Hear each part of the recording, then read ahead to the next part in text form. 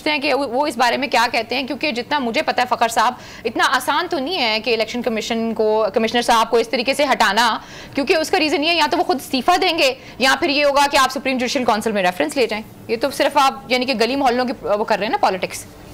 देखें, ये जो चीफ इलेक्शन कमिश्नर का या इलेक्शन कमीशन ऑफ पाकिस्तान का जो मामला है, इसमें माजी में जो अपोजिशन थी वो भी इसके सामने एहतजाज करने के लिए आई थी और बड़ी तादाद में उन्होंने एहतजाज भी किया था। तो इलेक्शन कमीशन के हवाले से जो जीतने वाली है वो उसको सराहती है, जो हारने वाली है वो उसको कंडेम करती है। बट लगाया तो जो सामने था ना, जो इस वक्त भी कर रहे थे। जी, जो इस वक्त चीफ इलेक्शन कमिश्नर का मामला है, जिस टाइम इनको लगाया गया था उस टाइम पर जो सूरत हाल थी वो ये थी कि नए नए इलेक्शंस हुए थे और उसके बाद एक तैनाती करनी थी जो कि कर दी गई थी।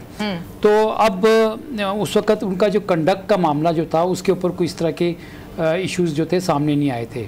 अब जिस तरह से नून लीग की तरफ से चीफ इलेक्शन कमिश्नर की हिमायत में सियासी बयानात हैं और जिस तरह से पीटीआई की तरफ से चीफ इलेक्शन कमिश्नर के हवाले से कहा जा रहा है कि वो एक बायस एटीट्यूड है उनका और वो नून लीग को ज्वाइन कर लें।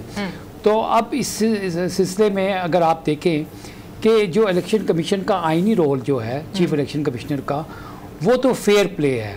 वो मतलब है कि वो एक इंडिपेंडेंट इदारा है। उसके ऊपर चाहे मैंने जैसे आपको कहा कि कोई भी पार्टी जीते या हारे, वो अपनी तनकीद जो है वो इसी तरह से करती है। इलेक्शन में धांधली का मामला हो, बोगस वोटिंग का मामला हो या जो कुछ भी हो, तो इलेक्शन कमीशन के ऊपर बहुत ज़्यादा तनकीद की जाती है। जहाँ तक अब चीफ इलेक्शन कमिश्नर के रहने का ताल्लुक है, तो उसका तो जो मामला है वो तो आर्टिकल 209 है जिसके तहत उनको उहदे से हटाया जा सकता है। वो लेकिन सर आप कैसे कह सकते हैं बाइज्ड है? अगर बाइज्ड है तो आपके पास फॉरम है, आप फॉरम पे जाएं, उस फॉरम के हवाले से मैं यही आपसे कह रहा हूं। इस तरह के गली मोहल्ले में निकल के आप बेसिकली आवाम को बेवकूफ बना रहे हैं, जबकि आप खुद भी जानते हैं कि चीफ इलेक्शन कमीशन को इस तरह तो नहीं ना आप निकाल सकते। आप एक रेपुटेशन की क्रिएट कर रहे हैं ताकि जब इलेक्शन में जाए तो आप ये कह सकें कि ये तो ऑलरेडी ऐसा बंदा था, इसलिए किया गया। चीफ इलेक्शन कमिश्नर का जो मामला है ना, वो तो उनका फ्री एंड फेयर इलेक्शंस का इनकाद है। ठीक हो गया। और अब क्योंकि पीटीआई की जानिब से इलेक्शंस जो अर्ली इलेक्शंस की कॉल दी जा रही है, तो वो इस ज़मन में जो चीफ इलेक्शन कमिश्नर का कंडक्ट है उसके ऊपर वो अपनी रिजर्वेशन का इजहार कर रहे हैं। अब ये रिजर्वेशंस जो हैं वो किस हद तक जो है वो अंडर प्रेशर आएंगे, क्योंकि उनको ना तो दो ही तरीके हैं, या तो उनका मामला जो है वो सुप्रीम जुडिशल काउंसिल में आर्टिकल 209 के तहत तय हो या फिर वो अपना इस्तीफ़ा दे।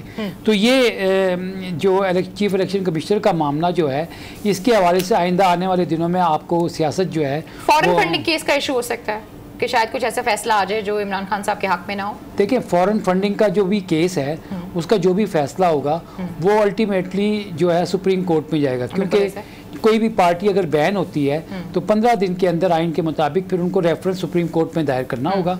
और सुप्रीम कोर्ट में जो चाहे वो पीटीआई हो, चाहे वो पीपल्स पार्टी या नून लीग हो, जो भी होगी, उनको अपना केस डिफेंड करने का पूरा मौका जो है वो मिलेगा। वो ये नहीं है कि चीफ इलेक्शन कमिश्नर की जानिब से कोई फैसला जो है वो इस तरह का आ जाए और उसके बाद वो हो जाए, नहीं, ऐसी बात नहीं है।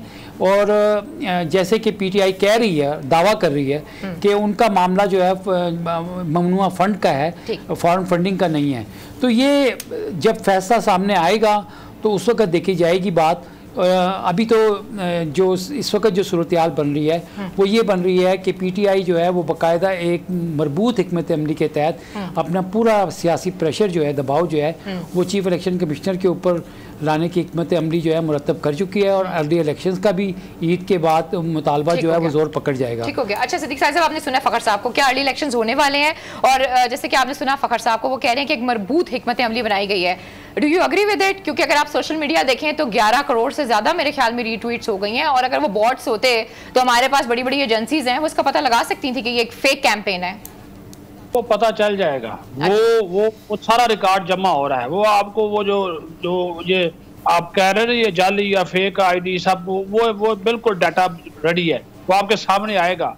जो कुछ ये सारा कुछ किया जा रहा है ना, ये बिल्कुल ये आप स्कूल रखें, इसके ऊपर बड़ी तेजी से ये काम जो है वो कर रहे हैं। दूसरी बात ये है कि असल मामला ममनुआ फंडिंग का है, फॉरेन फंडिंग का इशू नहीं है। फॉरेन फंडिंग के ऊपर तो आइन का जो आर्टिकल 17 है उसके मुताबिक वफाकी हुकूमत को रेफरेंस भेजना है। ममनुआ फंडिंग में फंसेंगे। ये जो मकसूद चपड़ासी और इधर उधर के नाम ले रहे थे ना, तो वो 11 अकाउंट्स जिसकी वेरिफिकेशन स्टेट बैंक ने नहीं की है और वो स्क्रूटनी कमेटी की रिपोर्ट उसमें फंसते हैं। फिर वो एक साहब जो बाहर गिरफ्तार हैं, नकवी साहब, उनका जो केस है वो बहुत स्ट्रॉन्ग केस है, इस हवाले से उससे डरते हैं। ये चीज इनके लिए, और ये अभी से माहौल बना रहे हैं। इस तरह फखर बात कर रहे हैं तो अगर आपको इतना ये अगर पाबंदी लग भी जाती है तो सुप्रीम कोर्ट में जाकर आप अपील करें। आप तो पहले से ही एक जो है वो कह ही जा रहे हैं कि जनाब ये जानबदार हो गए हैं और ये हमारे खिलाफ हो गया है।